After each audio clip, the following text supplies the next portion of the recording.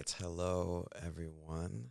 This has been a little bit of a long time coming, but I decided to finally pull the trigger on this. What I'm going to do is read through an article that was written by a guy named, let me grab his name, Ed Zitron.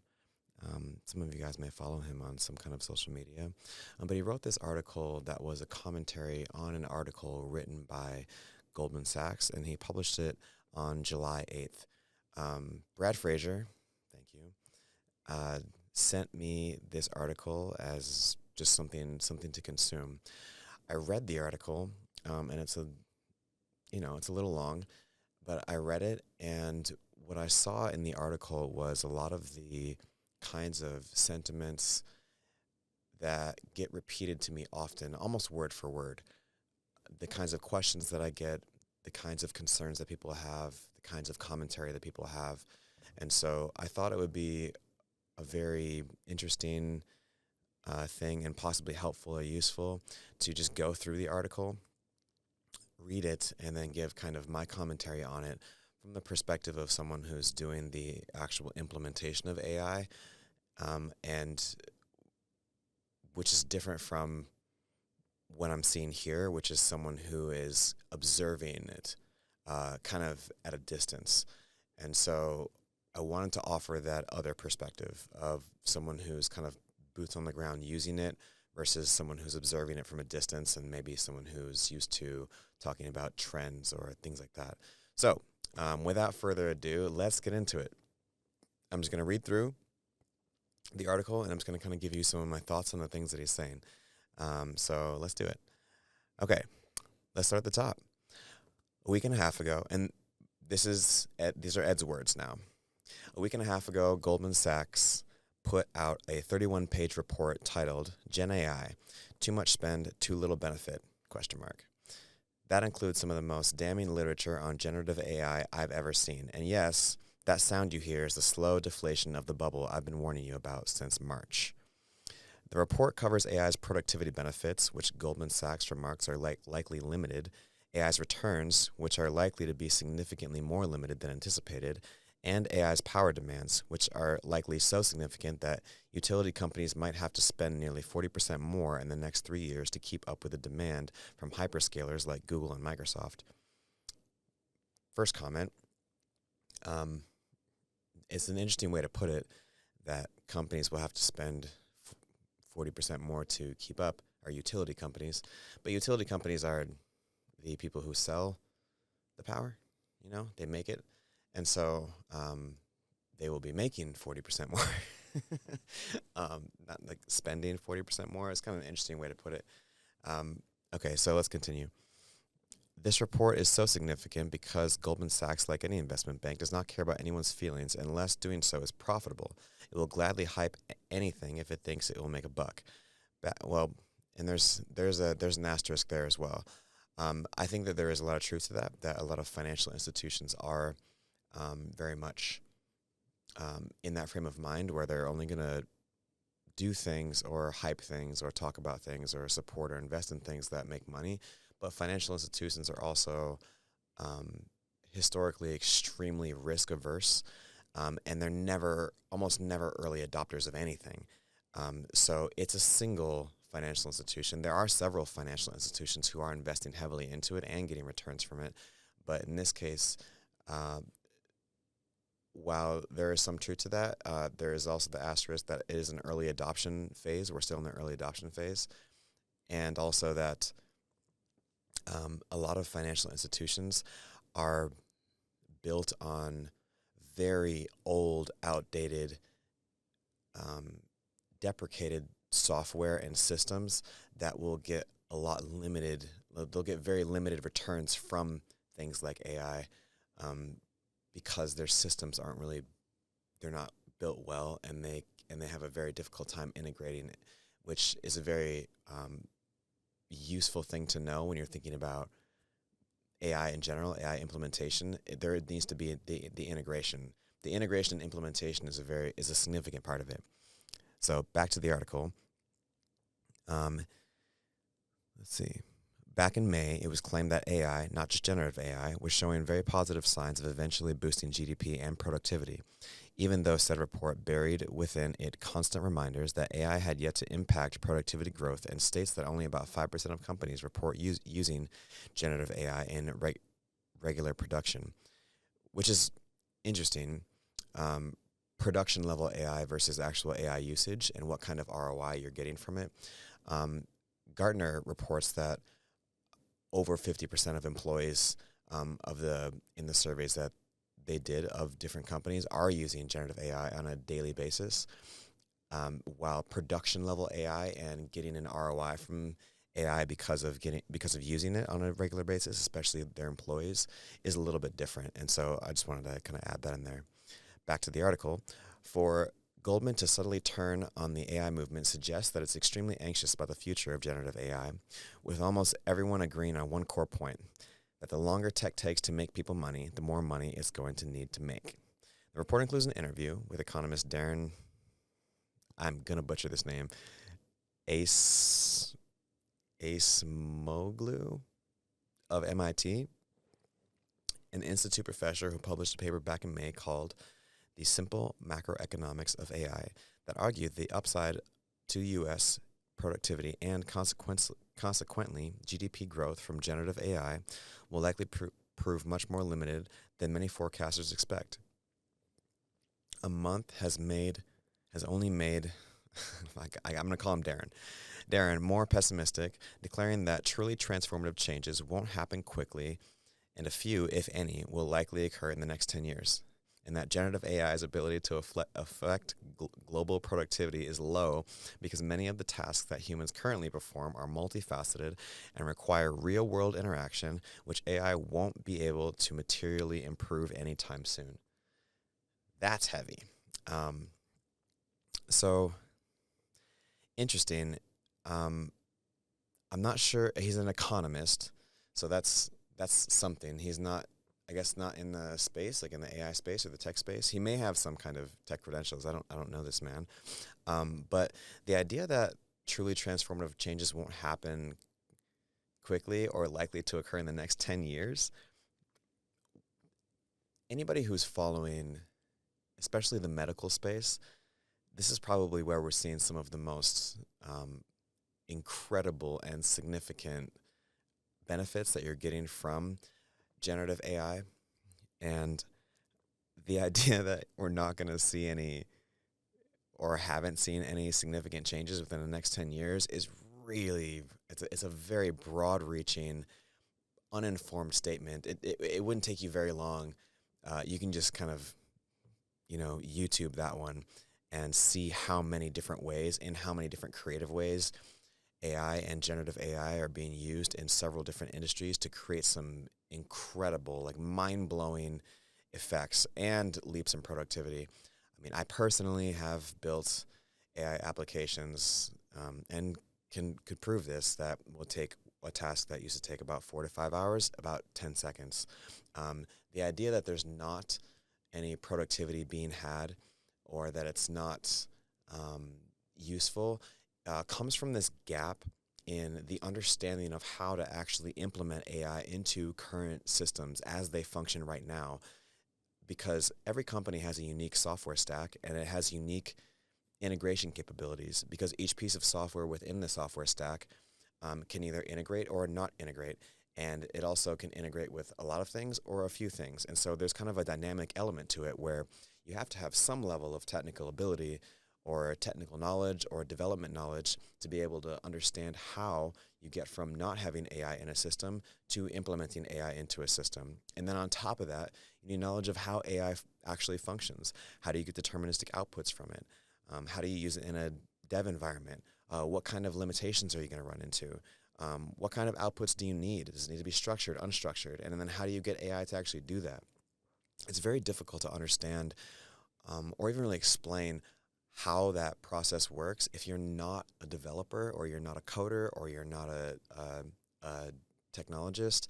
It's very, very difficult.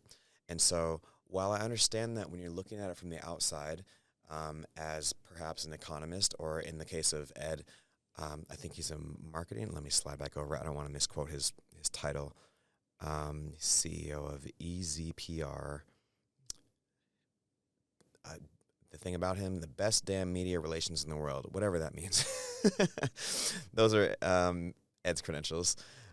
So he does some kind of marketing or media relations, so it's a very different perspective.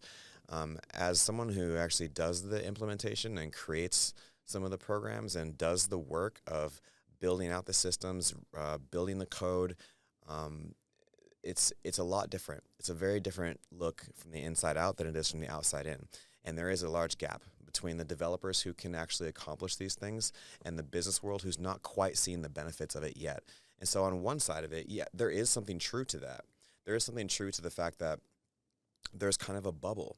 And the reason there's a bubble is because it does take time, it takes knowledge, and it takes effort to actually implement and get some of these incredible effects that you can get from AI.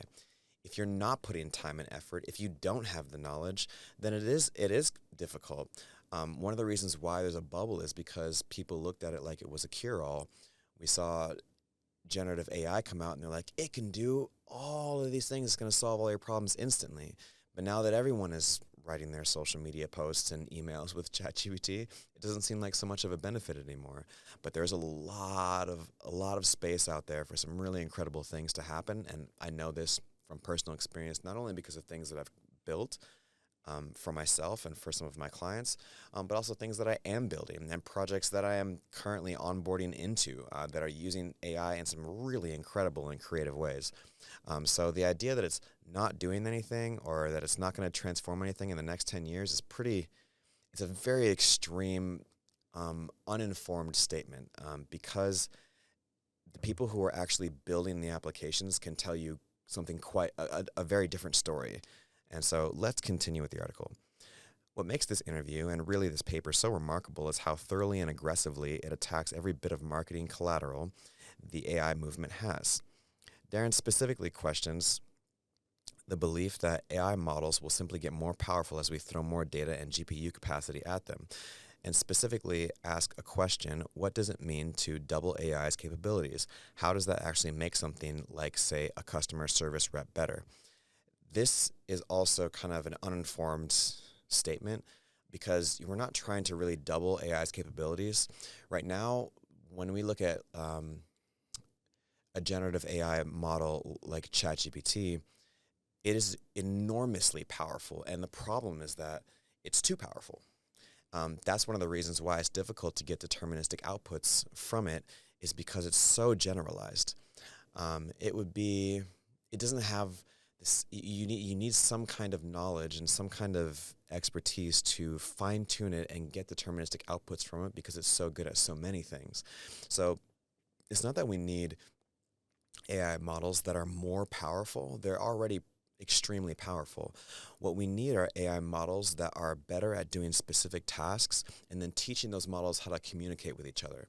It's very similar to how you might see or view a human body, that my hand is a very specific part of my body and it performs specific tasks. It cannot do what my legs can do. It's not made to do that. It's not supposed to do that. And for my purposes, I just want my hand to be the best hand that it can be. I don't need a hand that's twice as powerful that can start to take over the responsibilities of my legs. I just need my hand to be a hand. And then once my hand is the best hand it can be, then I teach it how to coordinate with the rest of my body. That's essentially what we're going to see from AI. We don't need more powerful models. What we need are systems that are better at creating very specific deterministic outputs, and then creating systems on top of those systems that teach those different AI models how to communicate with each other to get the kind of outcomes that we need. And so I just wanted to put that note in there because we're not trying to double AI's capabilities in terms of making them more powerful. We just need to make them more specific. And that does require some technical knowledge. And so back to the article. And this is a very specific problems with the AI fantasists, is that how you say that? Fantasists spiel. They heavily rely on the idea that not only will these large language models get more powerful, but that getting more powerful will somehow grant it the power to do ... something, as Darren says. What does it mean to double AI's capabilities? I mean, we already kind of talked about that. No, really, what does more, quote, actually mean? While one might argue that it'll mean faster generative processes, there really is no barometer for what better looks like. And perhaps that's why ChatGPT, Claude, and other LLMs have yet to take a leap beyond being able to generate stuff. Anthropics, which is not true. If you are keeping track of any of the AI space, like they're doing, you know, the ability to generate stuff is just such a is such a incredibly dumbed down statement for what these models are capable of. Depending on which models you're using, the types of things that they can do, the ability to read and create files, to format, reorganize, the ability to do really advanced OCR or optical character recognition, the ability to analyze images, Anthropic's new ability to live edit and visualize blocks of code with their artifacts. Those are, they're very significant developments that are probably beyond what someone might think when someone says that LLMs just generate stuff. So let's go back to the article here. Anthropic's Claude LLM might be best in class, but that only means that it's faster and more accurate.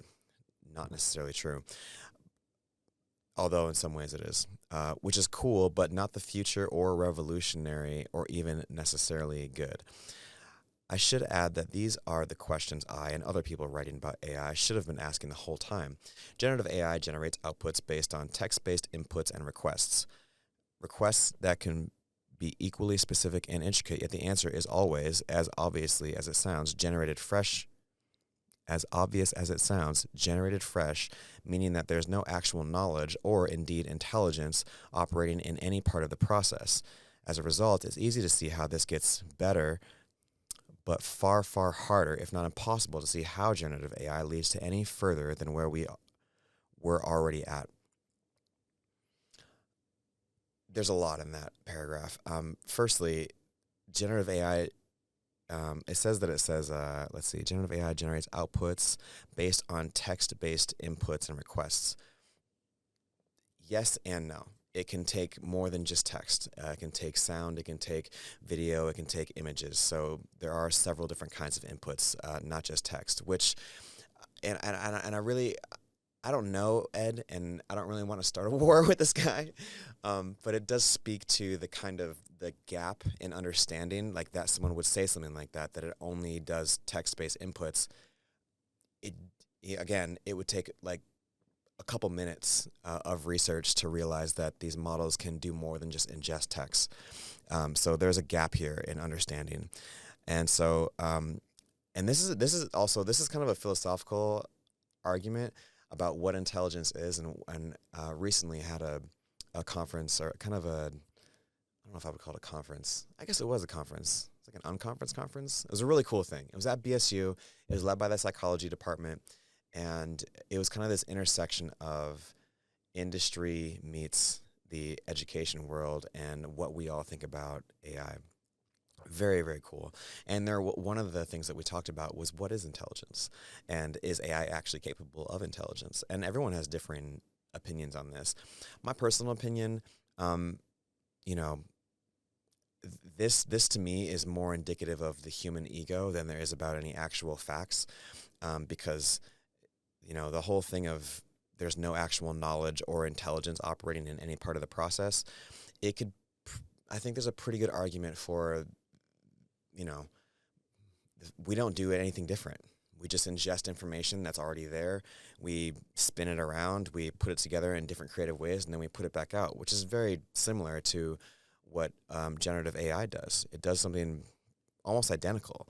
I would guess that Ed would say that this article is demonstrative of intelligence, but with the right prompt, you could probably pretty easily get an AI system to write something that's very similar to this.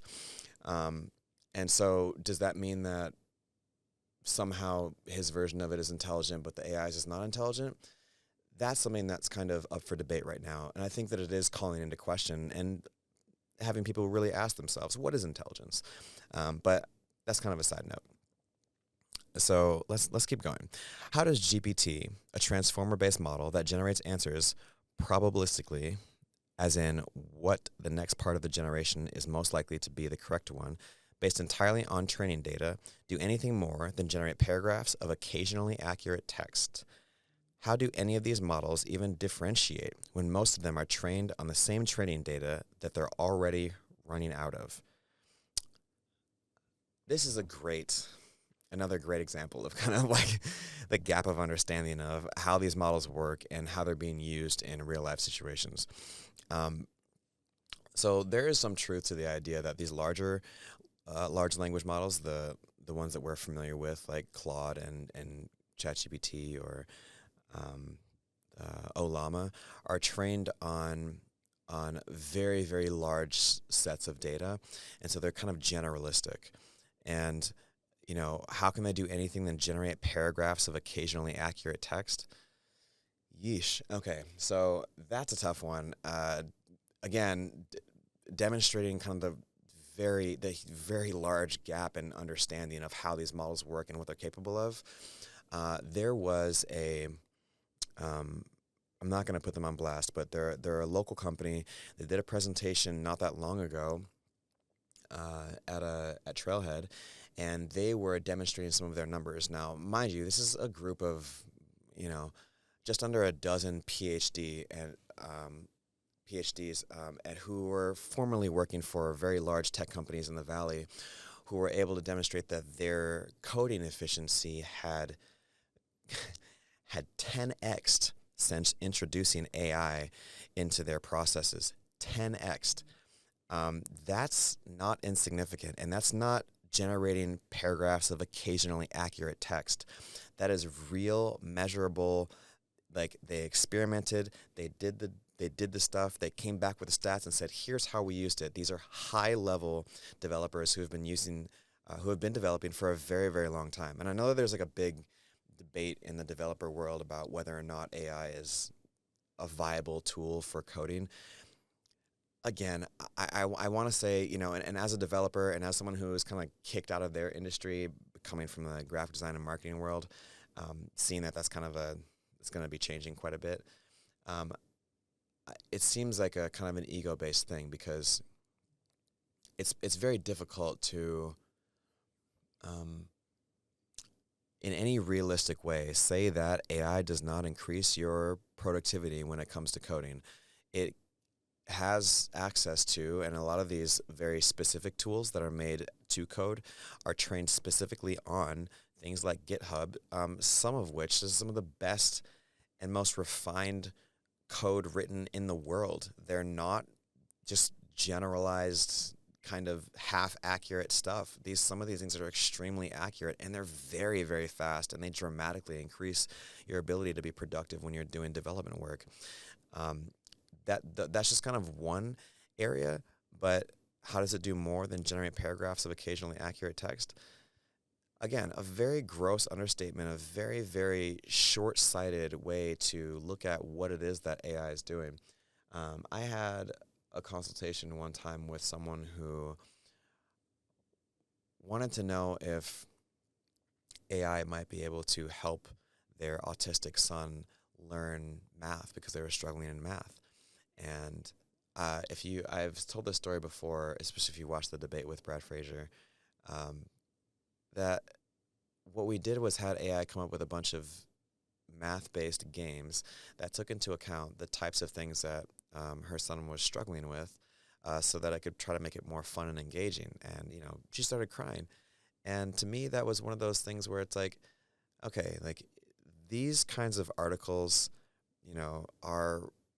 they're just very short-sighted. They're not looking at the positive. They're kind of just using the AI hype train to boost their following, to just kind of make a name for themselves and kind of just sound exciting. But obviously have no actual experience with the implementation or really detailed technical use of AI, or even the creative use of AI to do things that are really cool and sometimes really productive and sometimes really human. Like, they really help us do things that would be otherwise extremely difficult or time consuming to do.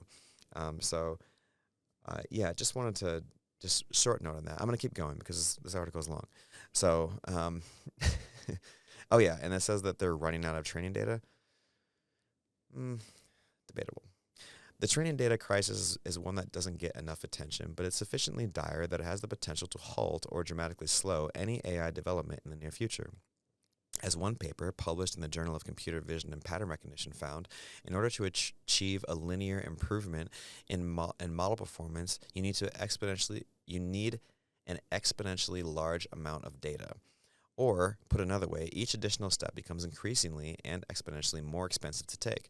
This infers a steep financial cost, not merely in just obtaining the data, but also the compute required to process it. And with Anthropic CEO Dario, I don't know how to say that name either, Amode, saying that the AI models currently in development will cost as much as $1 billion to train, and within 3 years we may see models that cost as much as $10 or $100 billion, or roughly 3 times GDP of Estonia. I'm not sure what Estonia has to do with this. Okay, so Darren, yeah, I forgot. We're calling him Darren. Darren doubts that LLMs can become super intelligent, and that even his most conservative estimates of productivity gains may turn out to be too large if AI models prove less successful in improving upon more complex tasks. And I think that's really the root of the problem. In all of this excitement, every second of breathless hype has been built on this idea that the artificial intelligence industry, led by generative AI, will somehow revolutionize everything from robotics to supply chain, despite the fact that generative AI is not actually going to solve these problems because it isn't built to do so. First thing that I agree with that Ed has said. Not the first thing, but I'm being hyperbolic. He's right. Generative AI really popped on the scene about 1.5 years ago-ish. This is the worst it will ever be. And it's already doing incredible things that we've never seen before.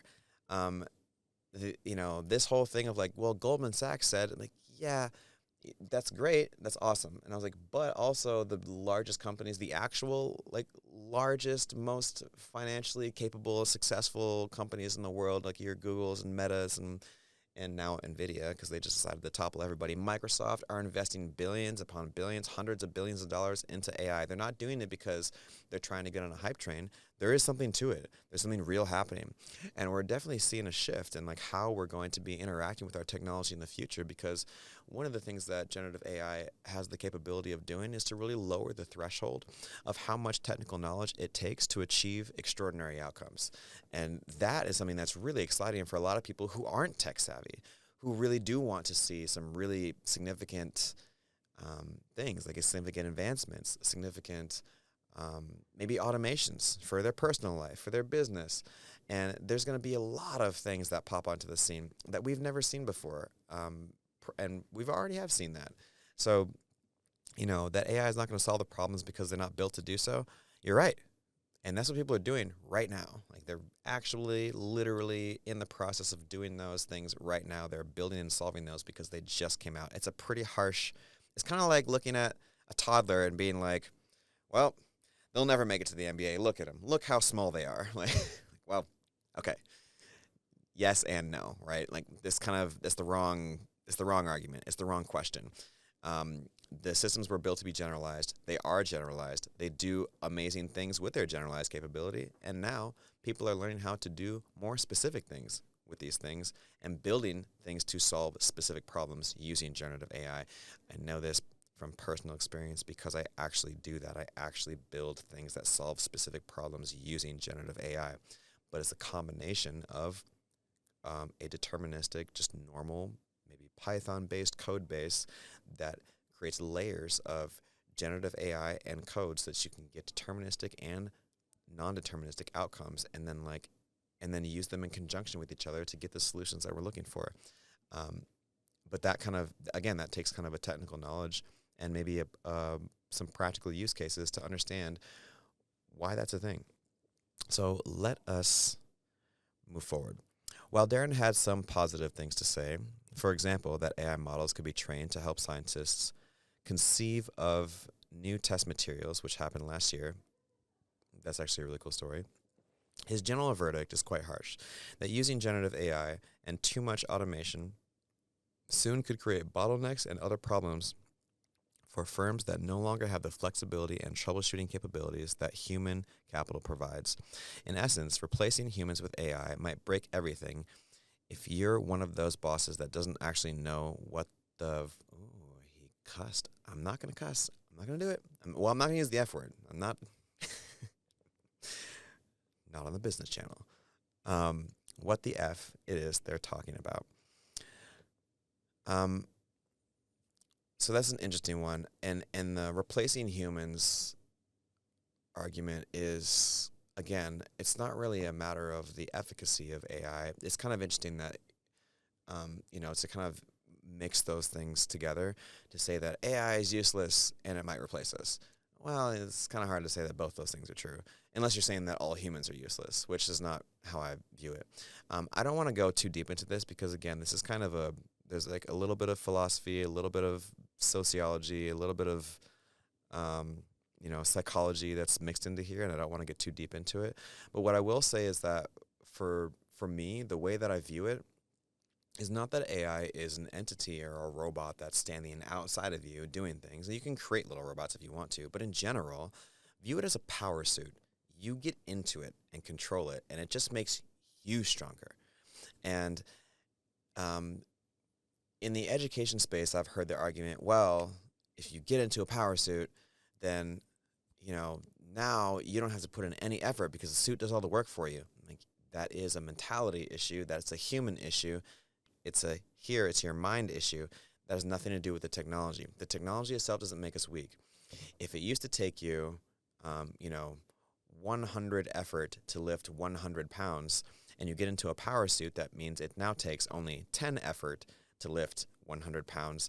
That doesn't mean that you just have to put in 10 effort. That means that you can still put in 100 effort and lift 1,000 pounds or 10,000 pounds. We can just do more with it. It's kind of the same principle or the argument when people say, like, well, kids are going to use AI to cheat in school. Like, yeah, that's a human issue. That is not an AI issue. That has to do with how we're perceiving this technology. We're projecting onto it our own flaws. It's just sitting there. We can use it however we want to.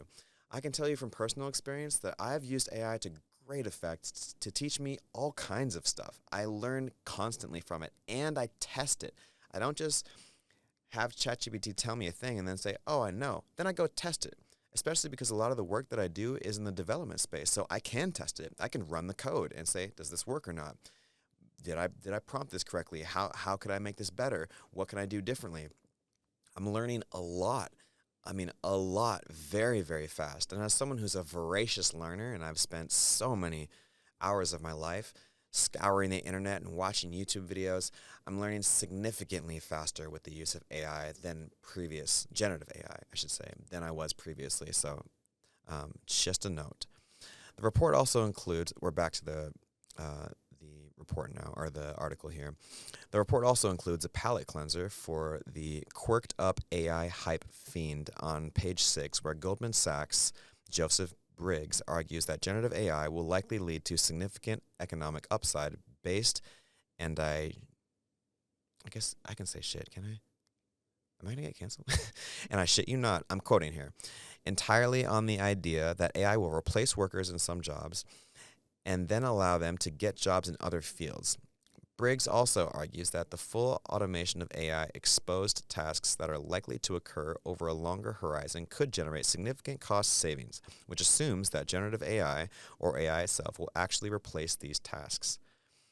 That's kind of on the note that we were just talking about. It's not. I don't see it that way. I think that there are some jobs and fields that have a high exposure to being overtaken by AI. And I want to make this comment, and if you haven't heard me say this before, please listen. Like, this is not a thing. People constantly say this, and I hate when people say this. They say, AI won't take your job, but someone who knows how to use AI will.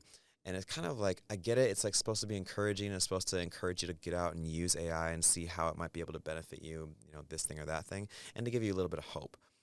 But reality is that AI will take your job, and someone who knows how to use AI will. But it depends on what kind of a job you have. There are jobs that have a very high exposure to being overtaken by AI, and some of them that don't. Some of them will take a really long time for people to find ways to integrate it in a meaningful way into those systems. But there are some jobs, a lot of text-heavy, data entry, or jobs where you're processing a lot of data or reading data or creating written content, especially if you're using templates. Those have a really high exposure to being replaced by AI soon. And it's not because, I want to be clear about this, this is not because AI does it better. It's because your perceived value and how much you get paid to do that job will dramatically lessen, so much to the point that people will accept a less quality outcome because they don't have to pay the AI anything to do that job. So this is the reality of things. I'm not stating my beliefs. This is just what's happening. So I always encourage people, don't rest on your laurels. Don't think that AI is not as good as you at your job, therefore you cannot be replaced by AI. Learn how much exposure your specific job or industry has to AI moving into it or AI taking over that job, and do what you need to do to either reskill or upskill to remain employable, and to remain valuable in whatever organization that you're in. That's my 2 cents on that. Let's get back to this article. I should also add that unlike every other interview in the report, Briggs continually mixes up AI and generative AI, and that at one point suggests that recent generative AI advances are foreshadowing the emergence of a superintelligence. I included this part of the report because sometimes, very rarely, I get somebody suggesting I'm not considering both sides. The reason I don't generally include both sides of this argument is that the AI hype side generally makes arguments based on the assumption that things will happen, such as a transformer model that probabilistically generates the next part of a sentence or a picture will somehow gain sentience. Francois Cholet, an AI researcher at Google, recently argued that LLMs can't lead to AGI, explaining that, in detail, that models like GPT are simply not capable of that kind of reasoning and not capable of the kind of reasoning and theorizing that makes a human brain work. Cholet also notes that even models specifically built to complete the tasks of the abstraction and reasoning corpus, a benchmark test for AI skills and true intelligence, are only doing so because they've been fed millions of data points of people solving the test, which is kind of like measuring somebody's IQ based on them studying really hard to complete an IQ test, except even dumber. It's kind of interesting that extrapolation.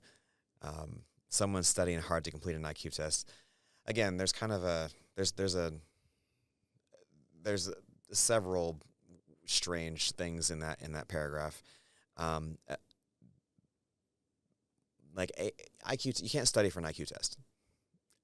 Just so you know, you can practice, but you can't study for it. They're not really made to be studied for it. If you've taken an IQ test before, you know that the questions that they ask you are not like prescriptive. It's not like when did such and such in 1986 happen, and then you just study those answers and regurgitate them back.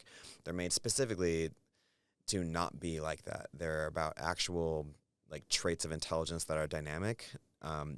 Some of that involves memorization, but a lot of times they'll have you do memorization on the spot, and each IQ test does it differently. So that's kind of a very weird example to give. And also, I do agree that LLMs won't lead to AGI.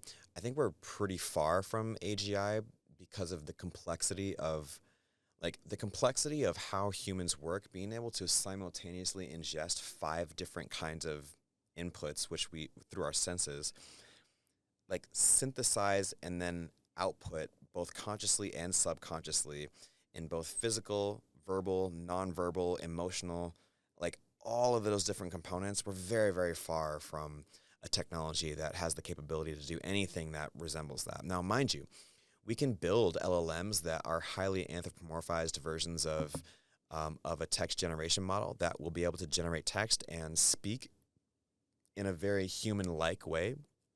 But artificial general intelligence, which is what AGI stands for, is kind of this theory of an AI that essentially can do anything that a human can do. And that I think we're very, very far from because of this kind of multimodal input-output system that humans are made of. So that I do agree with. But the idea that, you know, it can't think or reason the way that we can, therefore it's not smart, that I don't agree with. I think there are different kinds of intelligence. And if you guys want to see some truly incredible examples of something like that, watch the documentary about AlphaGo. I think it's called AlphaGo. It's Google's DeepMind AI project. The AI that beat Lisa Dahl, who's the world champion Go player, and which was for a long time thought impossible. And there was a reason why it took so long. After Deep Blue, the computer that beat Garry Kasparov, it took so long for them to build any kind of system that could beat the best Go players. The games are very different, and they take so much more compute power, like that it's still not really possible to build a computer that is just like Deep Blue that would be able to beat somebody in Go. They had to completely rethink how to do it. So it's a fascinating documentary. I highly recommend it. Anyways, let's keep going.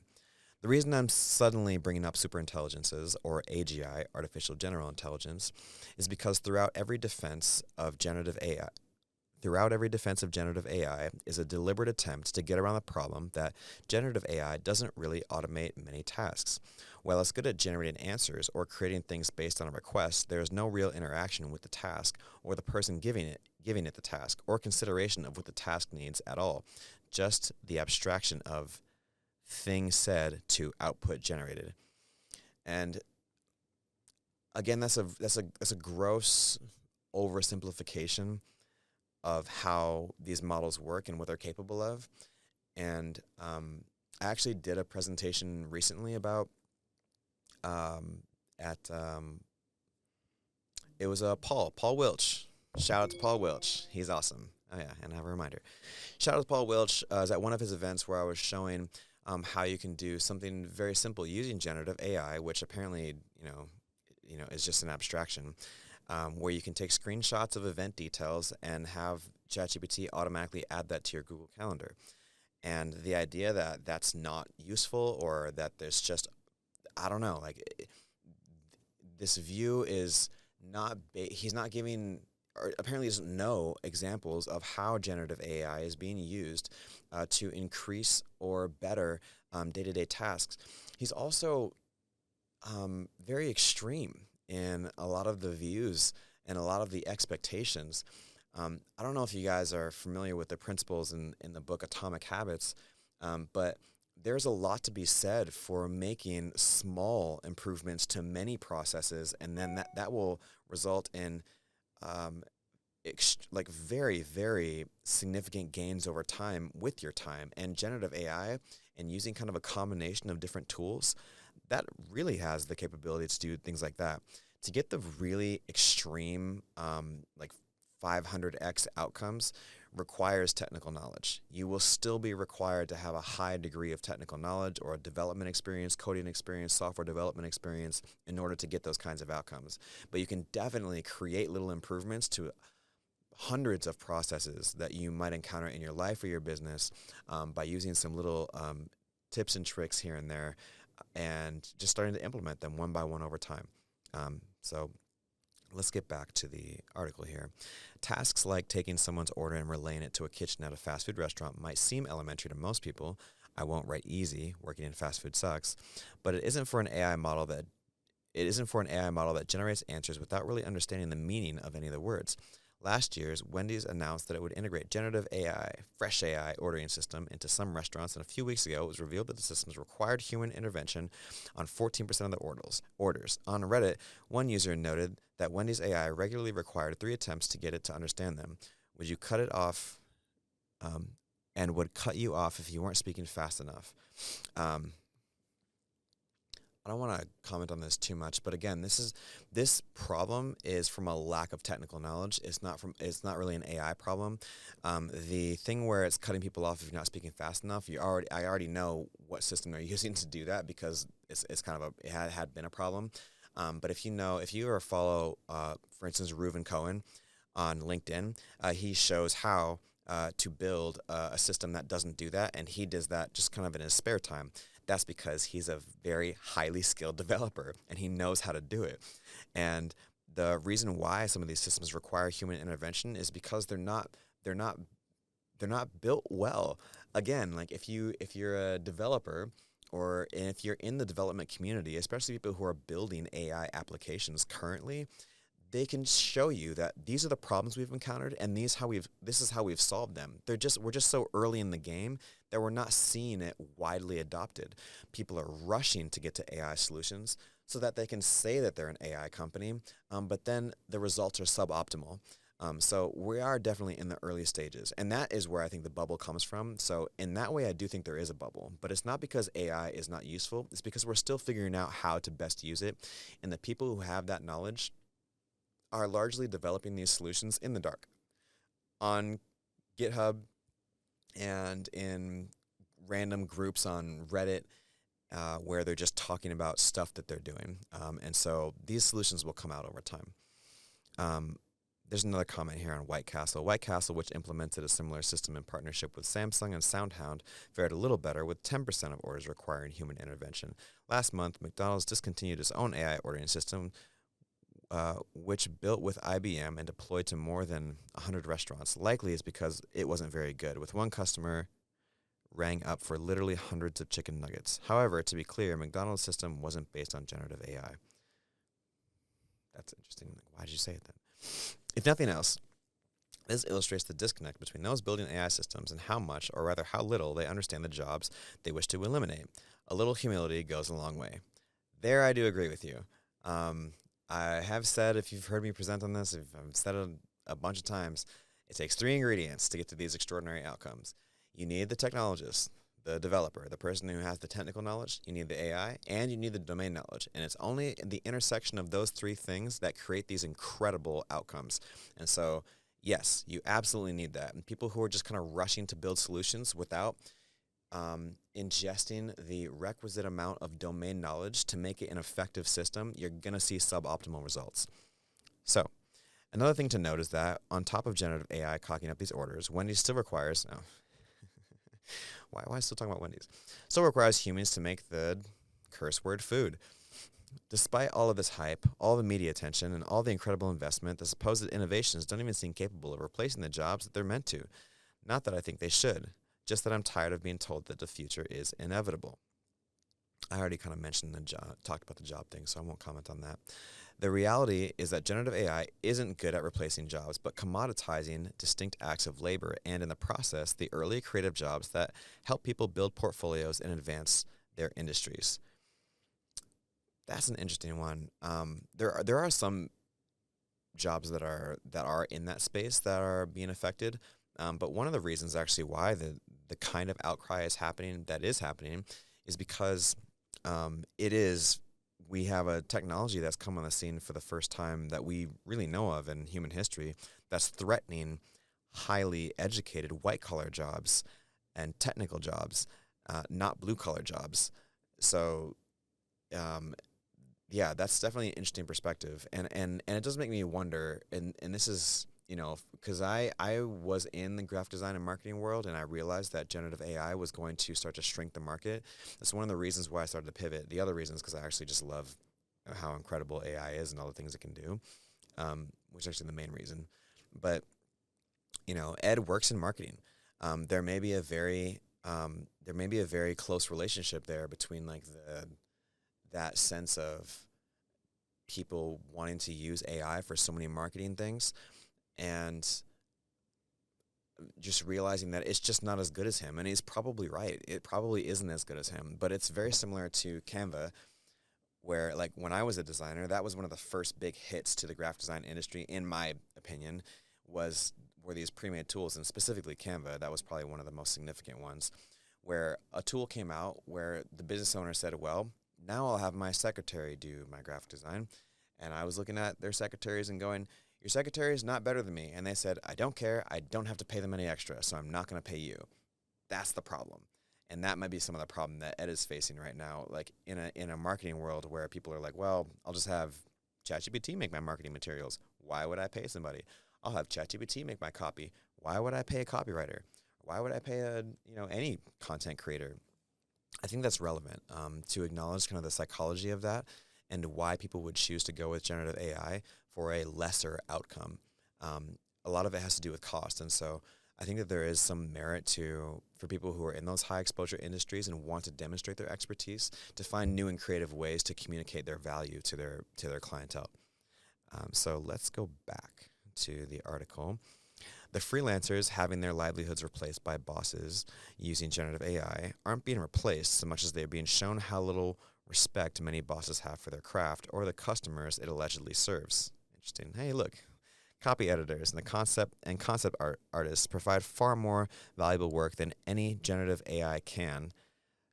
Not necessarily true.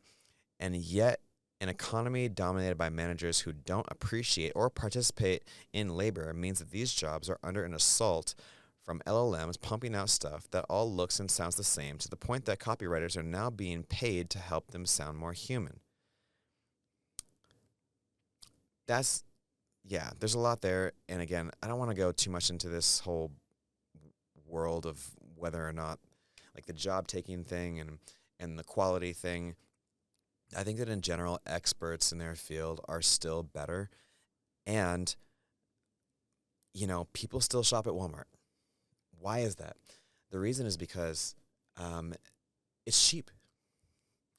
There are better options. You can get premium products for a premium price, and you will pay that premium price. But when people are offered a lower resistance way to get a suboptimal result, a lot of times they'll take it. And so it is incumbent upon those people who are going to charge more or claim that they're better to prove it. Is that fair? I don't know. I don't know if that's really the point. But that's the world. I can't really think of a time in history where that hasn't been a thing. I think that we're in a much more competitive space than we used to be maybe 100 years ago in terms of being able to have to prove your skill set or your values, because there are so many options out there for how you're going to have to communicate your value. And especially people like copywriters, concept artists, I mean, it's far more valuable work than any generative AI can. That I got to push back on. Anyone who's used Midjourney extensively, and I've used Midjourney quite extensively, I can say that it can create some mind-blowing concept art in seconds, and I can create thousands of iterations of it in a few hours. Even if the quality of the work is perceived as less than what the trained concept artist could produce, the idea that I can get a piece of concept art or get thousands of options in a few hours is going to outweigh the value of what a concept artist can give me in a few days or weeks and give me one piece of art. Not because it's better, it's because it's a value perception thing. And that has nothing whatsoever to do with AI. I think that it's really incumbent upon us to internalize that and take some responsibility for the value that we provide in our craft. Because at the end of the day, it's the value is what you get, cost is what you pay, and you need to be able to differentiate between the two things. As someone who works in any industry, anyways, I'm soapboxing. Let's get back to this. One of the fundamental misunderstandings of the bosses replacing these workers with generative AI is that you're not just asking for a thing, but outsourcing the risk and responsibility. When I hire an artist to make a logo, my expectation is that they'll listen to me, then add their own flair. Then we'll go back and forth with drafts until we have something I like. I'm paying them not just for their time, their years learning their craft and their output itself, but so that the ultimate burden of production is not my own, and their experience means that they can adapt to circumstances that I might not have thought of. These are not things that you can train in a data set because they're derived from experiences inside and outside of the creative process. Oh, okay. I'm not really sure if I need to go too much into this. I feel like I've said this in several ways during this little talk. Just such a gross understatement. I mean, and again, it kind of is more of a human thing. It's more of an ego thing than it is a truth thing. because we absolutely can train AI to understand a lot of different kinds of instructions in a lot of different ways. And the whole thing of like, when I hire an artist to make my logo, blah, blah, blah, we go back and forth until I have something I like. As a graphic designer and as someone who has designed several logos using things like Midjourney, normally not ChatGPT or DALL-E because it's just not as good, but I'm using Midjourney for my concept development. That process, I know because I worked as a lead graphic designer in a large company, usually takes weeks. Now it takes a day, like one day, with going back and forth with a client, because I can generate 50 options based on things that they told me. I know how to prompt Midjourney to get options that look like that. I show them those options iteratively, and I say, what do you like about this? Okay, cool. Let me change that. What do you like about this? Okay, cool. Let me change that. And it's rapid iteration. They say, I really, really like this one. Great. Now I can take my graphic design skills, pull that logo into a program, and make an actual vectorized version of the logo that can be scaled infinitely and used in all the different formats that it needs to be created in. And that is a significant gain for graphic designers. This whole idea that you have to push AI out or that it's going to come in and replace jobs is just not true. We can use it to augment our abilities. And so, again, like, if it's a technology that's just sitting there, don't look over at it and like call it a demon, like from a distance. Be curious, more so than resistant. Curiosity is going to get you a lot further. This AI thing isn't going anywhere. Like, let's figure out how we need to respond to it. And by all means, don't bury your head in the sand. Like, be involved in the conversation. Even if you do have concerns, be involved in the conversation. So anyways, let's keep going. While one can teach a generative AI what a billion images look like, AI does not get hand cramps or call at 8 p.m. saying that it needs it to pop more. It does not have moods, nor can it infer them from written or visual media, because human emotions are extremely weird, as are our moods, our bodies, and our general existences. I realize all of this is a little flowery, but even the most mediocre copy ever written on some level is a collection of experiences, and fully replacing any creative is so very unlikely if you're doing so based on copying a million pieces of someone else's homework. That kind of goes back to the intelligence thing we were talking about earlier. I think I know a lot of writers who gain a lot of inspiration from other writers, a lot of artists who gain inspiration from other artists. I know from my experience in graphic design that was the first thing. When we get a project, someone gives me the specs, you ask them about their target audience, their clientele, what they want people to feel, what they want the logo to communicate, and then the first thing I do was I go and I hit Pinterest and Dribbble and all these other things, and I just start scanning. And I'm like, ooh, I like that. I like that piece. Let me use that kind of color palette. Oh, I like the shapes here. Maybe I can do something with this.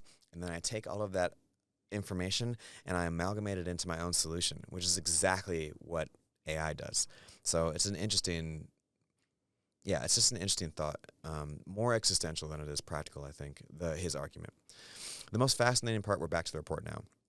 The most fascinating part of the report, page 10, is an interview with Jim Covello, Goldman Sachs head of global equity research. Covello isn't a name you'll have heard unless you are, for whatever reason, a big semiconductor head, but he's consistently been on the right side of history, named as the top semiconductor analyst by Two Research for years. I think that's maybe a magazine. Successfully catching the downturn in fundamentals in multiple major chip firms far before others did. And Jim, in no uncertain terms, thinks that the generative AI bubble is full of curse word.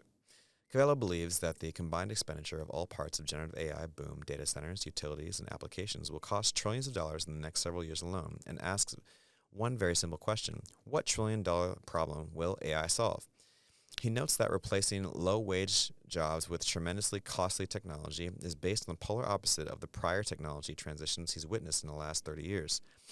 One particular myth Covello dispels in comparing generative AI to the early days of the internet, noting that, even in its infancy, the internet was a low-cost technology solution that enabled e-commerce to replace costly incumbent solutions, and that AI technology is exceptionally expensive. And to justify those costs, the technology must be able to solve complex problems which it isn't designed to do. Not true. It can solve some pretty crazy problems. Ask ask Google's material scientists. Cavello, or people who are building prosthetics using AI technology. That's another whole field that's really incredible. Cavello also dismisses the suggestion that tech starts off expensive and gets cheaper over time as revisionist history, and that the tech world is too complacent, and the assumption that AI costs will decline substantially over time. He specifically notes that the only reason that Moore's law was capable of enabling smaller, faster, cheaper chips was because competitors like AMD forced Intel and other companies to compete. A thing that doesn't really seem to be happening with NVIDIA, which has a near stranglehold on the GPUs required to handle generative AI.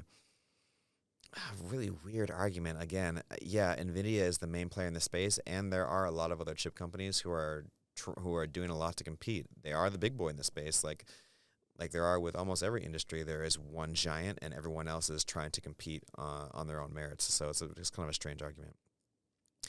While there are companies making GPUs aimed at the AI market, especially in China, where U.S. trade restrictions prevent local companies from buying high-powered cards like the A100 for fears they'll be diverted for the military, they're not doing so at the same scale. And Cavello notes the market is too complacent about the certainty of cost declines. He also notes that the costs are so high that even if they were to come down, they'd have to do so dramatically that the comparison to the early days of the internet, where businesses often relied on $64,000 servers from Sun Microsystems, and there was no AWS, Lincode, or Azure, pales in comparison to the cost of AI, and that even without including the replacement of power grid, a necessity to keep, and that's even with, sorry, I misread that.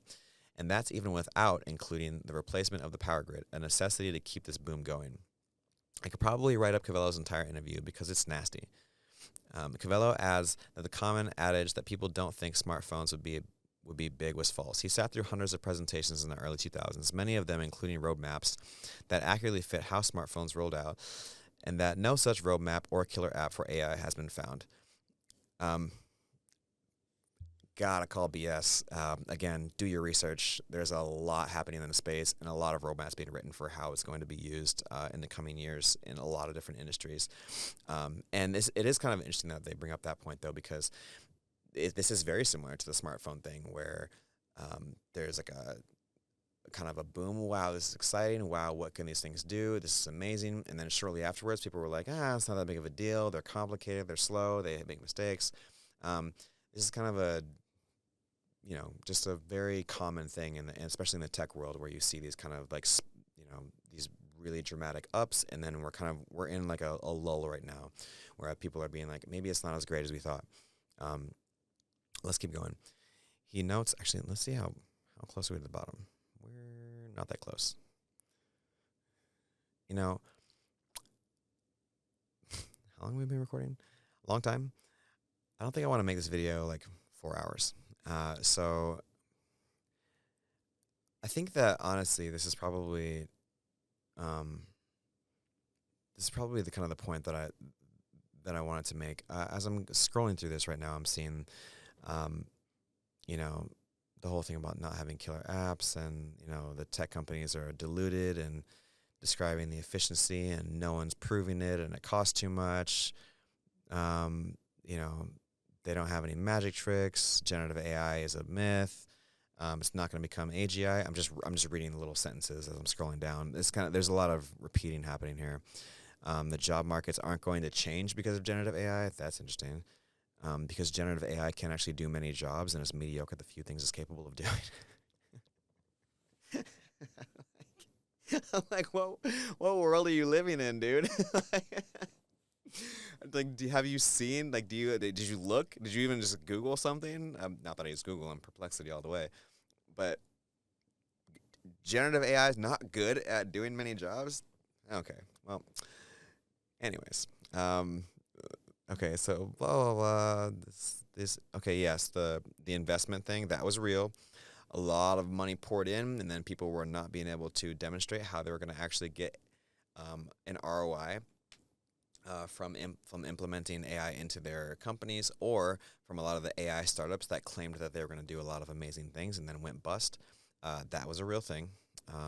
If you were holding any of those tech companies in January, on the stock market, you got hurt by that, unless you held on to NVIDIA, then you're doing pretty well. Um, yeah, this genuinely remarkable. How many people have been won over by this remarkable con? This unscrupulous manipulation of capital markets, the media, and brainless executives disconnected from production. All thanks to a tech industry that's disconnected itself from building useful technology. Interesting.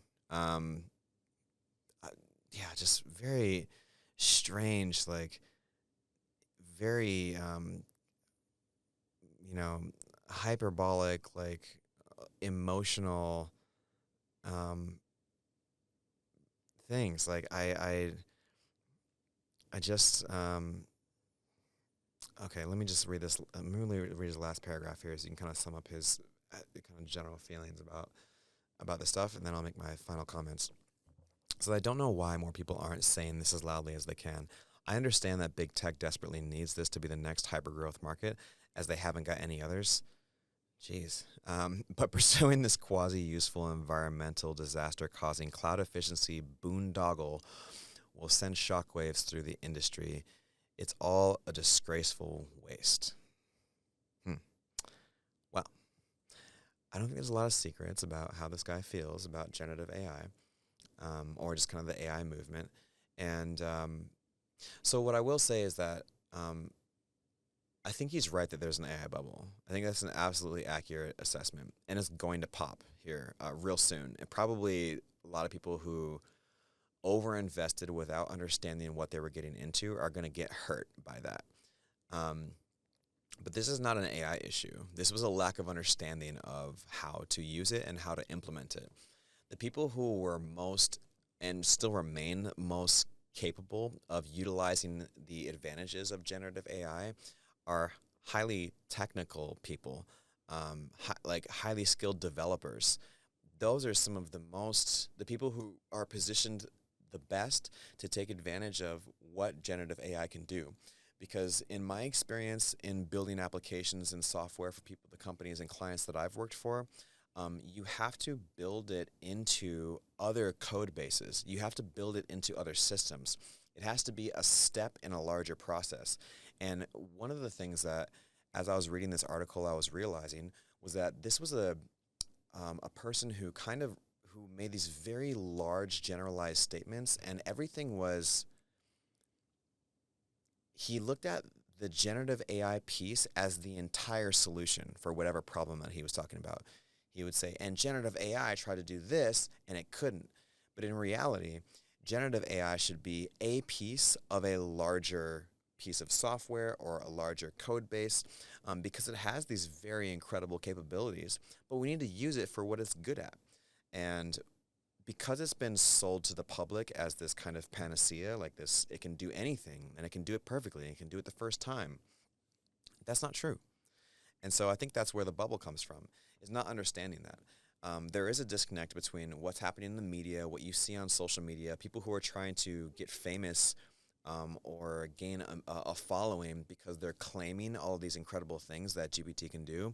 If you go on to YouTube, that's pretty, just type in GPT and nothing else, and you'll see a whole bunch of videos. How to make $10,000 a day with ChatGPT, how I did blah, blah, blah, blah with ChatGPT, how I did this with Anthropic, how I used AI to build a blah, blah, blah, And you have one of two things happening usually, one of which is that they're full of garbage, like a lot of YouTubers are, who are trying to make money off of a movement. And then on the other side of it, this is the interesting part, there are people who are coming up with incredible solutions, but they're very, very technical, and they require a ton of developer knowledge. And so because of that, you'll see that, and I've heard this, people will start to watch one of these videos, and about 10, 15, 20 minutes in, they just stop because it's too hard to understand, because they're not developers. So they're getting a very limited ROI from ingesting this information. And those videos are getting a lot less views than those videos that are saying, I'll show you how I make $20,000 a week using ChatGPT. And those videos are garbage. They're just bogus, like people who are just trying to kind of make money off of the hype train. So my closing thoughts. There is a bubble. It's going to pop. It's going to pop not because AI is garbage. It's going to pop because people are mischaracterizing what AI is capable of, and they're kind of being misled by the media as to what it's capable of. Um, it is an extremely useful and powerful technology, and we really have yet to see how many different ways it's going to impact how many different industries. I think that there are a lot of people trying to hit everything with an AI hammer right now because it's a buzzword and it's just one thing that people are trying to, tag on to their company. We're an AI powered something. It's helping them to get investments. It's helping them to get attention. But in the actual world of practical application, where people are building things that give you an actual return on investment, what you're seeing is that the higher the return on investment you want to get from AI, the more technical knowledge you have to have, because it needs to be embedded into other systems, and that takes a lot of knowledge to do that. You're not going to do that by just hopping on GPT and just kind of figuring it out. But one of the things that I use GPT or any LLM for more than anything else is for learning. So, and ideation. I never have to sit anywhere ever again and be like, I'm not sure what to do. I can say, hey, I'm not really sure what to do. And I can type that into an LLM and it starts to give me ideas. And one of those ideas, I'm like, oh, I didn't think of that. And so it it helps to keep my mind in motion. It helps me to learn faster, gather information faster. I have probably about 70 or so different automations running in my business that do all different kinds of things, and a lot of them use generative AI in those processes. But I use also hard code in a lot of those processes. Some of them don't require it, but some of them do. And so there is a lot of knowledge that's necessary to really meaningfully implement some of these systems. And so I would say, if you're looking at the AI world and you're saying, is this a bubble? Is this something that I should care about? Is this something that I should be paying attention to? Yes, it absolutely needs to be paid attention to. It doesn't matter what you do. You need to at least have some basic understanding of what's happening, not from your favorite bias news source.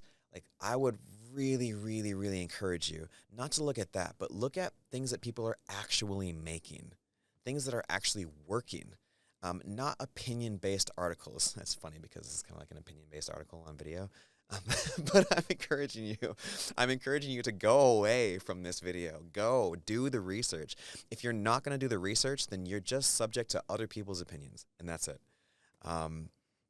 We've been in this situation since forever. We can accept things that kind of just come to us as an opinion piece, and if you trust the source, you trust the source. I mean, that's about as plain as it gets. But if you want to know what's actually going on, do a little bit of research. Find out how are people actually using it? How is it being implemented into actual systems? And if you don't know where to start with the medical field. You're going to see some of the most incredible and significant advancements in technology in the last few years, like stuff that we didn't think that we could do because of generative AI. So do the research. And if you've watched this entire video, thank you. I figured it was kind of time to maybe address some of these issues en masse, because these are some things that I get asked or people bring up to me almost every single time I do a presentation. Every single time I talk to somebody will bring up some of these concerns. And so I kind of wanted to do something where I address them all at once. I hope it wasn't too boring. And I don't know if I'm going to continue to make a lot of long-form content, because my goal isn't really to be, like a YouTube person or like a personality on video. The reason why I'm making this is because I feel like as one of the kind of few people who are in the space of doing the practical implementation of AI, I wanted to make sure that that opinion was out there, at least to be heard. While we're seeing so many opinions that are from people who are not in the space, who aren't actually doing the work, who aren't actually doing the implementation, and don't actually know how to do it. So that being said, thank you so much. Thank you guys for watching. And if you have any questions or anything, please leave them in the comments, and I will be as responsive as ever. I really appreciate not being in an echo chamber. So if you want to resist, speak your piece, say everything you need to say, and let's keep this conversation going. And yeah, thank you guys so much for watching.